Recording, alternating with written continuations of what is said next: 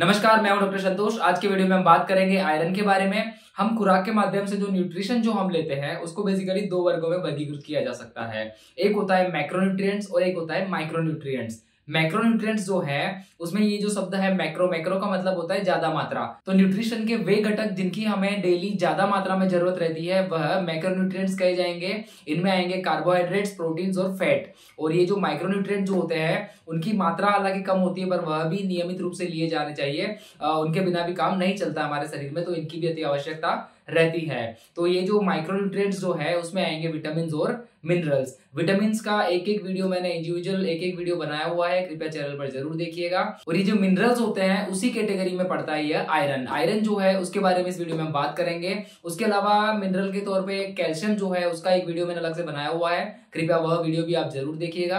आशा करता हूं आप चैनल पर और भी वीडियो जरूर देखेंगे। तो आगे बढ़ते हैं इस वीडियो में। तो जिस प्रकार से मैंने आपको बताया कि आयरन जो है वह माइक्रोन्यूट्रिएंट्स का पार्ट है हमारे शरीर में। भले ही माइक्रोन्यूट्रिएंट्स की कम जरूरत पड़ती हो मैक्रोन्यूट्रिएंट्स की कंपैरिजन में, फिर भी हर एक माइक्रोन्यूट्रिएंट का अपना अलग सा महत्व है और वो खुराक में नियमित रूप से लिए जाने आवश्यक हो जाता है। तो आयरन जो है इसके बारे में हम इस वीडियो में आगे बात करेंगे। आप में से काफी लोगों को जानकर आश्चर्य हो सकता है कि आपके आसपास जो लोहा पाया जाता है वह आयरन और हमारे शरीर में जो ये आयरन पाया जाता है वह दोनों एक ही है।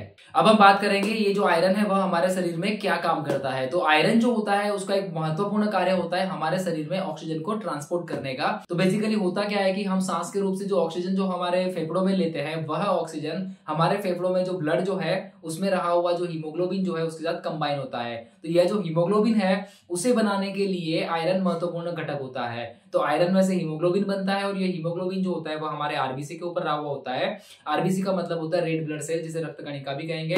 तो ये हमारी कोशिकाएं होती है ब्लड में जो अवेलेबल होती है, जो आरबीसी जिन्हें हम कहते हैं, इनके ऊपर पाया जाता है हीमोग्लोबिन। और ये हीमोग्लोबिन जो है उसे बनाने के लिए आयरन महत्वपूर्ण घटक होता है। तो इस प्रकार से आयरन में से हीमोग्लोबिन बनता है। हीमोग्लोबिन जो होता है आरबीसी पे रहता है और यही आरबीसी जो है वह हमारे शरीर में ऑक्सीजन का वहन करते हैं। फेफड़ों से लेकर हमारे शरीर के हर एक अंगों तक ऑक्सीजन का वहन करने का कार्य करते हैं। और यह जो हीमोग्लोबिन है उसी की वजह से हमारा खून जो होता है उसका रंग जो होता है वह रेड होता है। और वह रेड होने की वजह उसमें रहा हुआ जो ये आयरन है उसकी वजह से। तो ये जो आयरन है उसी की वजह से हीमोग्लोबिन बनता है। और ये जो हीमोग्लोबिन जो कंपोनेंट है उसी के रंग की वजह से हमारा जो ब्लड होता है वह रेड होता है। साथ ही में ये हीमोग्लोबिन जो है हमारे जो सेल्स होते हैं उनमें जो कार्बन डाइऑक्साइड प्रोड्यूस होता है उसका भी वहन करने का कार्य करता है। उसके अलावा कार्बन डाइऑक्साइड का वहन कुछ और तरीके से भी होता है, पर जो हीमोग्लोबिन जो है जिस प्रकार से ऑक्सीजन का वहन करता है उसी प्रकार से कुछ मात्रा में कार्बन डाइऑक्साइड का भी वहन करता है। तो इस प्रकार से ऑक्सीजन को फेफड़ों से अंगों तक लेके जाने का काम और कार्बन डाइऑक्साइड को हमारे सेल्स में जहां प्रोड्यूस होता है वहां से लेकर के फेफड़ों तक लाने का जो काम होता है वह हीमोग्लोबिन करता है। और ये हीमोग्लोबिन जो होता है वह आयरन से बना हुआ होता है। आयरन जो होता है इसका महत्वपूर्ण घटक होता है, उसके बिना हीमोग्लोबिन नहीं बन सकता, इसलिए आयरन एक महत्वपूर्ण घटक हो जाता है यहाँ पर। इसी प्रकार से आयरन के और कार्यों की अगर हम बात करें कि वह हमारे शरीर में और क्या कार्य करता है, तो हमारे जो ग्लूकोज जो हम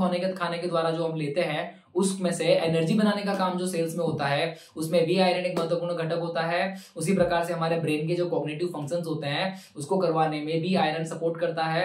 हमारा ब्रेन का जब डेवलपमेंट हो रहा होता है बच्चों में उस दौरान भी आयरन अपनी महत्वपूर्ण भूमिका निभाता है। आयरन जो है वह हमारी स्किन हो गए, हेयर है, नेल है, इनका जो डेवलपमेंट हो रहा होता है या डेली जो इनका मेंटेन करके रखने का जो कार्य होता है उसके लिए भी आयरन जो है एक महत्वपूर्ण घटक बन जाता है। हमारे शरीर की जो इम्यूनिटी होती है उसको बूस्ट करने का कार्य होता है, उसमें भी आयरन सपोर्ट करता है। इसी प्रकार से हमारे शरीर में जो सेल्स का ग्रोथ हो रहा होता है और हार्मोन का जो प्रोडक्शन हो रहा होता है वहां पर भी आयरन महत्वपूर्ण भूमिका निभाता है। तो इस प्रकार से इतने जो कार्य है वह आयरन हमारे शरीर में करता है, जिसमें सबसे महत्वपूर्ण होता है ऑक्सीजन का वहन करना। इसी के साथ आयरन के स्टोरेज की अगर हम बात करें शरीर में, तो एक एडल्ट मेल व्यक्ति में करीबन 1000 मिलीग्राम जितना आयरन जो होता है वह स्टोर हुआ होता है। वह करीबन 3 साल तक उस व्यक्ति में काम आ सकता है। और इसी प्रकार से एक एडल्ट महिला जो होती है, फीमेल जो होती है, उसमें 300 मिलीग्राम जितना जो आयरन होता है वह स्टोर हुआ होता है, जो उसमें लगभग 6 महीने के दौरान काम आ सकता है। महिलाओं में आयरन का स्टोरेज कम होने की वजह होती है रेगुलरली उनमें जो मेंस्ट्रुएशन पीरियड्स जो होते हैं उसके दौरान जो ब्लड लॉस होता रहता है, इस वजह से उनमें ये जो आयरन का स्टोरेज है वह कम पाया जा रहा है। हमारे शरीर में ये जो आयरन जो स्टोर हुआ है वह लीवर में, स्प्लीन में, मसल टिश्यू में और जो हमारे जो बोन मेरो जो होते हैं, जो हड्डियों के बीच की जो जगह होती है उनमें स्टोर हुआ होता है। और जो फेरिटिन नाम का एक प्रोटीन होता है हमारे शरीर में, यह फेरिटिन नाम का जो प्रोटीन है उसके साथ ये आयरन बाइंड हुआ होता है और उस प्रकार से इसका स्टोरेज हुआ होता है हमारे शरीर में। ट्रांसफेरिटिन नाम का एक दूसरा प्रोटीन होता है ट्रांसफेरिन। वह ट्रांसफेरिन जो है वह जब कभी इस आयरन की जरूरत होती है, स्टोर किया हुआ जो आयरन है उसकी जरूरत हमारे शरीर में पड़ती है, तो यह ट्रांसफेरिन जो है वह आयरन का ट्रांसपोर्ट करने का काम करता है, वहां से उसको डिलीवर करने का कार्य करता है, और उस आयरन में से फिर जरूरत पड़ने पर हीमोग्लोबिन बनाया जाता है, और उस वो जो हीमोग्लोबिन है वह आरबीसी पे स्टोर होता है, और इस प्रकार से आयरन जो है वह हमारे शरीर में जो ऑक्सीजन जो है उसका वहन करने का कार्य करता है। अब हम बात करेंगे हमारे शरीर में हमें खाने की कौन कौन सी चीजों के द्वारा हमें आयरन अच्छी मात्रा में प्राप्त हो सकता है। तो बेसिकली नेचुरली जो खुराक के जो चीजें होती हैं उनमें हीम फॉर्म में आयरन रहा हुआ होता है या फिर नॉन हीम फॉर्म में आयरन रहा हुआ होता है। तो हीम फॉर्म में जो आयरन रहा हुआ है वह एनिमल प्रोडक्ट्स में से प्राप्त होता है, यानी कि मीट हो गया, चिकन हो गया, जितने भी पोल्ट्री जो फूड होते हैं उनमें से आयरन अच्छी मात्रा में प्राप्त होता है, वह हीम फॉर्म का होता है। और उसी प्रकार से जो सी फूड्स जो होते हैं उसमें से भी जो आयरन जो हमें प्राप्त होता है वह भी हीम फॉर्म में होता है। और जो नॉन हीम फॉर्म वाला जो आयरन है वह हमें हरे पत्तियां वाली जो सब्जियां होती है उसमें से प्राप्त होता है, गुड़ में से प्राप्त होता है, जो चुकंदर जो आता है जिसे बीट कहते हैं उसमें से भी अच्छी मात्रा में आयरन की प्राप्ति हमें हो सकती है। उसके अलावा जो काफी प्रकार की जो फलियां वगैरह होती है, नट्स होते हैं, और जो ये जो ग्रेन्स होते हैं उनमें से अच्छी अच्छी मात्रा में हमें आयरन की प्राप्ति हो सकती है। आलू का जो ऊपर की जो परत जो होती है उसमें भी आयरन रहा हुआ होता है। तो कुछ लोग जो होते हैं आयरन आलू को छोल करके खाते हैं, उसके बजाय अगर आलू का जो छिलका जो होता है उसको भी काट करके साथ ही में जो सब्जी बनाई जाए तो उसमें हमें आयरन की मात्रा प्राप्त हो सकती है। इसी के साथ एक इंटरेस्टिंग चीज मैं आपको बताना चाहता हूँ कि जब कभी प्रेग्नेंट लेडीज होती है तो आपने काफी बार सुना होगा कि पुराने जो लेडीज वगैरह होती है उनका मानना है कि जो लोहे की जो कढ़ाई होती है उसमें उसके लिए सीरा बनाया जाता है। तो होता क्या है कि लोहे की कढ़ाई का जो यूज किया जाता है तो उस लोहे की कढ़ाई में से कुछ आयरन की मात्रा जो होती है वह हमारे खाना में ऐड हो जाती है, और इस प्रकार से आयरन की मात्रा हमारे खाने में बढ़ जाती है। तो काफी बार आपने सुना होगा कि जो प्रेग्नेंट लेडीज होती है उनके लिए जो सीरा बनाते हैं तो बूढ़ी जो औरतें हैं वह जो ये लोहे की जो कढ़ाई होती है उसका यूज करने के लिए कहते हैं हमें। तो उसका ये इस प्रकार से बेनिफिट देखा जाता है। आयरन के सोर्सेज की यहाँ पे बात करी हमने, उसी के साथ साथ मैं आपको एक और चीज बताना चाहता हूँ कि आयरन का जो हीम फॉर्म वाला जो आयरन होता है वह आसानी से एब्जॉर्ब हो जाता है नॉन हीम की कंपैरिजन में, यानी कि जो मीट वगैरह खाते हैं नॉनवेज फूड में से जो आयरन हमें मिल रहा है वह वेजिटेरियन वाले जो फूड्स होते हैं उसकी कंपैरिजन में तेजी से एब्जॉर्ब होता है, ज्यादा एब्जॉर्ब होता है। और उसकी कंपैरिजन में जो ये नॉन हीम वाला जो आयरन है उसका एब्जॉर्प्शन इसकी कंपैरिजन में कम होता है। पर जब कभी अगर हम आयरन की टेबलेट्स ले रहे हो या आयरन युक्त खाना खा रहे हैं उसमें अगर हम एस्कॉर्बिक एसिड का भी अगर ऐड करते हैं तो क्या होता है कि वह जो एस्कॉर्बिक एसिड जो है वह आयरन का एब्जॉर्प्शन बढ़ा देता है, तो आयरन की काफी ज्यादा मात्रा में एब्जॉर्प्शन किया जा सकता है। इसीलिए जो आयरन की जो टैबलेट जब हम कभी ट्रीटमेंट के तौर पे जब हमें कभी भी लेनी पड़ती है या फिर प्रेगनेंसी के दौरान जब आयरन की टैबलेट्स दी जाती है तो उन्हें जो नींबू पानी या फिर कोई खटाई वाली जो चीज होती है जिसमें एस्कॉर्बिक एसिड की मात्रा रही हुई होती है उसके साथ लेने के लिए कहा जाता है। तो इस प्रकार से एस्कॉर्बिक एसिड जो है वह जो वेजिटेबल वाले जो फॉर्म में जो आयरन जो रहा हुआ होता है या फिर जो टैबलेट फॉर्म में जो आयरन जो रहा हुआ होता है उसको एब्जॉर्ब करवाने में महत्वपूर्ण भूमिका निभाता है। तो इस वजह से जो आयरन के जो सप्लीमेंट्स लेते हैं या फिर आयरन युक्त जो वेजिटेबल जो हम यूज कर रहे होते हैं उस दौरान अगर उसको हम एस्कॉर्बिक एसिड युक्त आहार के साथ लेते हैं अगर हम तो उसकी ज्यादा से ज्यादा मात्रा में हम एब्जॉर्ब करवा सकते हैं, उसकी ज्यादा से ज्यादा मात्रा हम हमारे शरीर को काम आ सकती है। इसी प्रकार से जब कभी कैल्शियम की टेबलेट और आयरन की टेबलेट साथ ली जाती है तो ये जो कैल्शियम जो है वो आयरन का एब्जॉर्प्शन कम करवा देता है। और यह मैं इसलिए बता रहा हूँ कि जब कभी प्रेगनेंसी के दौरान लेडीज को कैल्शियम, आयरन और फोलिक एसिड ये 3 चीजें दी जाती है, काफी टाइम तक, लंबे टाइम तक दी जाती है। तो कैल्शियम और जो आयरन की जो टेबलेट्स है अगर वह दोनों साथ साथ लेती हैं तो कैल्शियम की वजह से आयरन का एब्जॉर्प्शन कम हो जाता है। इस वजह से कैल्शियम और आयरन की टेबलेट लेने का जो समय जो होता है वह अलग अलग रखा जाता है। फॉर एग्जांपल समझ लो कि आयरन अगर सुबह ले रहे हैं तो कैल्शियम शाम को ले लेनी चाहिए। तो इस प्रकार से उनके बीच में गैप रखने से दोनों का एब्जॉर्प्शन अच्छे से हो सकता है।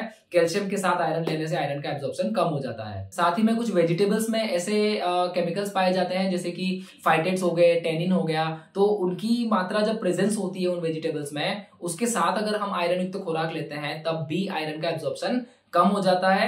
तो इस प्रकार से चाय, कॉफी वगैरह जो चीजें होती है उसके साथ अगर अपन ये जो आयरन की टैबलेट्स लेते हैं या फिर आयरन युक्त खुराक लेते हैं तो उसकी मात्रा कम एब्जॉर्ब होती है, उसका एब्जॉर्प्शन कम हो जाता है। तो इस प्रकार से जब कभी हमें आयरन की टैबलेट लेनी है या आयरन युक्त खुराक लेने की आवश्यकता रहती है उस दौरान हमें क्या करना है कि कैल्शियम की टैबलेट उसके साथ नहीं लेनी है, कभी भी चाय कॉफी का यूज नहीं करना है, उसके बजाय हमें नींबू पानी या फिर जिसमें एस्कॉर्बिक एसिड की मात्रा रही हुई है उन पदार्थों का यूज किया जाना चाहिए ताकि ज्यादा से ज्यादा मात्रा में हम आयरन को एब्जॉर्ब कर पाए। मेरी इस चैनल पर एक सामान्य व्यक्ति को भी समझ में आए उस प्रकार से सामान्य भाषा में मेडिकल इन्फॉर्मेशन, डिसीज के बारे में, ट्रीटमेंट के बारे में, बीमारियों के बारे में और कई प्रकार की जो मेडिसिन होती है उनके बारे में माहिती प्रदान करने का कार्य करता हूं। तो अगर आपने अभी तक हमारी चैनल सब्सक्राइब नहीं करी तो कृपया चैनल सब्सक्राइब करिए और लोगों में शेयर करिए। आगे बढ़ते हैं इस वीडियो में। अब आगे बढ़ते हुए इस वीडियो में हम बात करेंगे कि आयरन की जब कभी हमारे शरीर में कमी हो जाती है तो हमारे शरीर में क्या क्या लक्षण पाए जाते हैं, क्या क्या दिक्कतें होती हैं। तो बेसिकली ये आयरन जो है उसकी कम होने की वजह होती है कि हम खुराक के माध्यम से, कुछ लोग होते हैं वह आयरन की पर्याप्त मात्रा रेगुलर नहीं ले पाते हैं, उसकी वजह से उनके शरीर में जो ये स्टोर हुआ हुआ आयरन है वह खाली होता जाता है और एक समय ऐसा आता है कि फिर उनको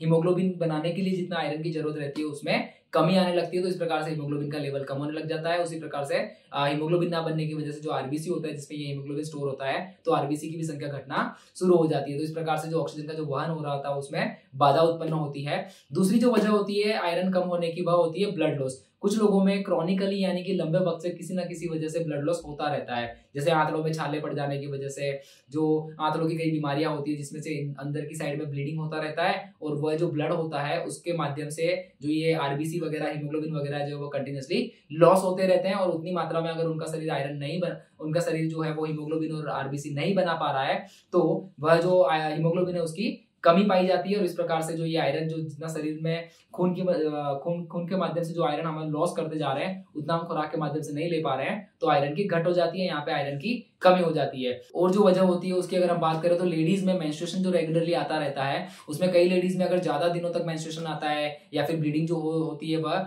हैवी प्रकार की होती है तो कई बार क्या होता है कि ब्लड लॉस उनका ज्यादा हो जाता है मेंस्ट्रुएशन के द्वारा। तो इस वजह से उतना आयरन वो खुराक के द्वारा अगर नहीं ले पाते हैं तो उनमें भी आयरन की कमी हो सकती है, हीमोग्लोबिन की मात्रा कम हो सकती है, आरबीसी की मात्रा कम हो सकती है और उनमें फिर शिकायतें देखी जा सकती है। उसी प्रकार से कुछ जो प्रेग्नेंट लेडीज होती है उनमें जो बच्चे का डेवलपमेंट हो रहा होता है उस डेवलपमेंट के दौरान उन्हें भी आयरन की मात्रा ज्यादा लेनी होती है। इसी वजह से प्रेग्नेंट लेडीज को रेगुलरली आयरन, फॉलिक एसिड और कैल्शियम की जो टैबलेट्स होती है वह दी जाती है। तो वह जो आयरन की जो टैबलेट्स उनको दी जा रही है वह अगर नहीं ले पाते हैं या फिर वह अच्छे से एब्जॉर्ब नहीं हो पा रही है, ऐसे केस में क्या होता है कि उनमें भी आयरन की कमी पाई जा सकती है और इस वजह से भी उनमें दिक्कतें देखी जा सकती है। उसी प्रकार से ब्रेस्ट फीडिंग के दौरान भी कुछ हमें ज्यादा मात्रा में आयरन लेने की आवश्यकता रहती है और वो भी अगर नहीं ले पाते हैं तभी भी आयरन की कमी पाई जा सकती है। तो इस प्रकार से आयरन जो है वह हमारे शरीर में एक महत्वपूर्ण घटक है हीमोग्लोबिन बनाने के लिए। और जब कभी ये जो आयरन की कमी होती है तो हम खुराक के द्वारा नहीं ले पा रहे हैं या फिर ब्लड लॉस हो रहा है वो या तो किसी इंजरी की वजह से हो गया, ट्रॉमा की वजह से, सर्जरी की वजह से या फिर कोई लंबे टाइम की कोई बीमारी है आंतड़ों की जिसमें छाला पड़े हुए हैं और उसमें ब्लड लॉस होता रहता है कंटिन्यूस, या फिर फीमेल लेडी प्रेग्नेंट है या फिर लेडीज ब्रेस्ट फीडिंग करवा रही है और योग्य मात्रा में आयरन नहीं ले पा रही है या फिर वह जो उनका जो मेंस्ट्रुएशन जो होता है वह हैवी होता है, ज्यादा दिनों तक अगर उनमें ब्लीडिंग हो रही है तो ऐसे केस में आयरन की कमी हो जाती है। और ऐसी कमी, आयरन की कमी होने के बाद उनमें हीमोग्लोबिन जो बनना चाहिए उतना नहीं बन पाता और हीमोग्लोबिन ना बनने की वजह से ऑक्सीजन का जो हमारे शरीर में ट्रांसपोर्ट होता है वह अच्छे से नहीं हो पाता और उस वजह से कई शिकायतें देखी जाती है। तो इस प्रकार से ये जो आयरन की कमी हुई है, हीमोग्लोबिन की कमी हुई है, आरबीसी की कमी हुई है, इसी कंडीशन को कहते हैं एनीमिया। सामान्य भाषा में हम इसे कह सकते हैं खून की कमी होना। तो इस प्रकार से यह कमी पाई जा सकती है और इसकी वजह से क्या क्या लक्षण दिखाई देते हैं उसकी अगर हम बात करें तो जैसे कि ऑक्सीजन का ट्रांसपोर्ट पूरे शरीर में अच्छे से नहीं हो पा रहा है, तो हर एक टिश्यू को जो ऑक्सीजन मिलना चाहिए वो नहीं मिल पा रहा है, तो हमारे जो शरीर होता है वह टायर्डनेस फील करता है, थकान महसूस करता है, वीकनेस महसूस करता है, हेडेक होता रहता है। हमारे शरीर के जो मैंने आपको फंक्शंस बताया कि चलो इम्यूनिटी जो है उसको बूस्ट करने का कार्य करता है तो उसमें भी बाधा उत्पन्न होती है। दूसरे कई प्रकार के इन्फेक्शंस लगने के चांसेस बढ़ जाते हैं।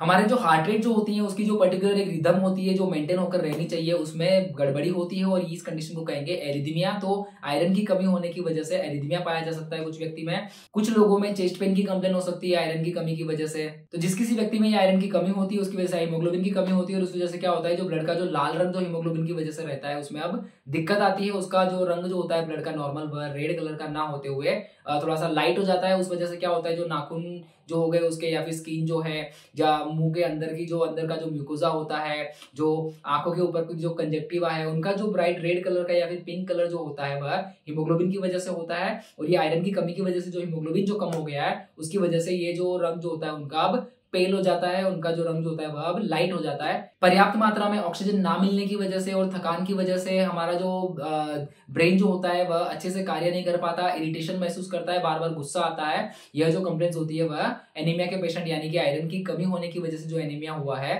उन पेशेंट्स में देखी जाती है। हालांकि एनीमिया होने की और भी कई वजह होती है पर जो आयरन की कमी की वजह से जो एनीमिया होता है वह ज्यादातर लोगों में पाया जाता है। तो इस वीडियो में हम आयरन की बात कर रहे हैं। तो आयरन की कमी की वजह से हीमोग्लोबिन की कमी के साथ रेड ब्लड सेल की कमी, और इस प्रकार से ये जो कमी होती है ये जो, और उस प्रकार से जो एनीमिया होता है, इसकी हमने इस वीडियो में बात करी। अब आगे बढ़ते हुए हम बात करेंगे कि ये जो आयरन जो है डेली खुराक के माध्यम से हमें कितनी मात्रा में लेने की आवश्यकता रहती है। तो एक जो एडल्ट व्यक्ति होता है, 19 से 50 साल का जो व्यक्ति होता है, मेल व्यक्ति, उसमें 8 मिलीग्राम डेली आयरन की मात्रा ली जानी चाहिए। उसी प्रकार से 19 से लेकर के 50 साल तक की जो फीमेल व्यक्ति होती है एडल्ट, उसमें 18 मिलीग्राम डेली खुराक के माध्यम से आयरन लिया जाना चाहिए। अगर लेडीज प्रेग्नेंट है तो उसको 27 मिलीग्राम डेली खुराक के माध्यम से आयरन लेना है, और अगर कई लेडी जो होती है वह अगर ब्रेस्ट फीडिंग करवा रही है तो 9 मिलीग्राम डेली खुराक के माध्यम से आयरन लेने की आवश्यकता रहती है। 19 साल से कम उम्र के जो बच्चे होते हैं उनमें ग्रोथ हो रहा होता है फास्ट, तो उनको ज्यादा मात्रा में आयरन की जरूरत रहती है।